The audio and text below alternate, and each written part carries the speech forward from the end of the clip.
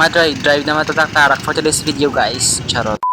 So what's up guys, another day, another life update, kaganapan and memory. So for today's video guys, malakat namin sa may gym, kaya dito kami makandak sa among laboratory for agricultural engineering nga subject. Kaya ang gym ato pa sa may city, so aga pa tamahalin para hindi ta malate sa aton nga laboratory. Kapag abot ko na sa may gym, damon ako mga classmate nga nagaulat-ulat na. After few minutes, namon nga pungko-pungko, ginpasulod na kami sa sulod, kaya dito ma-lecture sila danay kadali. Pag nagamatama kami dalayon, sulod upod sa akong mga classmates sa may room, which is ang lecture namon danay kadali, antes kami magkuti-kuti dito sa mga machines. Kag nakasulod na kami dadayon, and note lang ha, with parent consent ni, tapos may agdi man kami dili sa amon bag, wala namon yung suksok, kay base bala karon magkuti-kuti kami sa may machines, magkarasab ito tipatay kami charot.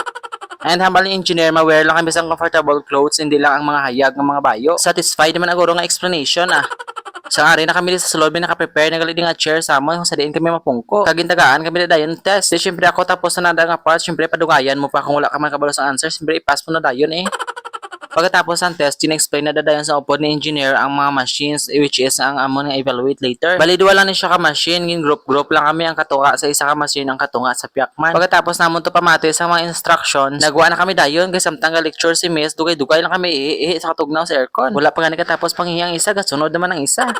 Kagamo na ni karon, diri kami na-assign nga machine, which is ang walk behind nga transplanter. So we need to be careful sa sini nga machine kay kamahal sa iyang nga mga parts. Kag kinahanglan ni baloon namon ang pag-operate sa sini kay base ko masala-sala kami budlay nga daan kay ari kami sa simento, wala kami sa field. I mean wala kami sa area bala sa katalamnan na. Kay base bala mapindutan na di karon ka matusok-tusok ni ang iyang nga pananom, magkarasungi kag hindi na magamit. Mamalayran kita, magnahambal makauntat kita ni eskwela. Char.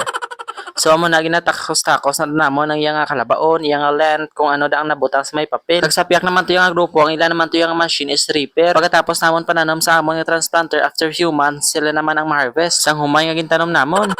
Mas nami pag initani kung sa talamnan gininamon ginahimo galing kay dako ang risko base magkara-damage ang crops sang farmers. Di kami pa mabasulan kung aagamay ang ilang production, so mas mayo na lang diri na lang. Kag sa diri nga part ginatulo na din ni Miss Amon kung ano ang dapat namon nga himuon kung paano mag-operate sang sini nga transplanter. Ginisa-isaya na ditudlo sa amon kung paano mag-adjust pagid pataas manubo. Pagkatapos ginpaandar na siya dayon, gipalandaw sa amon kung paano siya magtanom sang humay. Kag amo ni siya magtanom ho, di ba mapadasig gid yang imo nga pag-obra.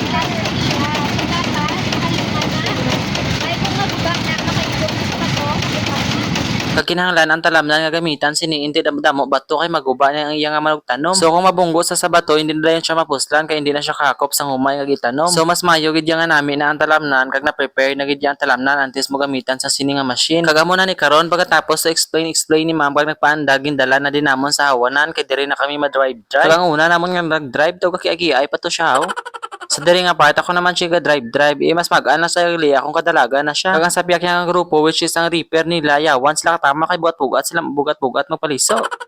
Kag tanan niya kami dapat ang ma-operate hambal ni ma'am. So amo na pagkatapos ang isa naman ang ma-operate. Ginaupdan na ni Miss sa kada person nga magdala kay possible hindi iya makontrol. Di ara si Miss nga gagay. Kag syempre para ma-avoid ang pagkaguba sang machine. Kag sa nakatapos na kami tanan dala sini nga machine ginbalik na din namon sa may bulutangan. Pero ang sapiak nga grupo wala to sila Japon katapos kay ayawan to sila paliso-liso sang ilang nga repair. Mayo lang ni amo niya kaya posta ni saya paliso-lisoon kay daw tikling lang ni saya.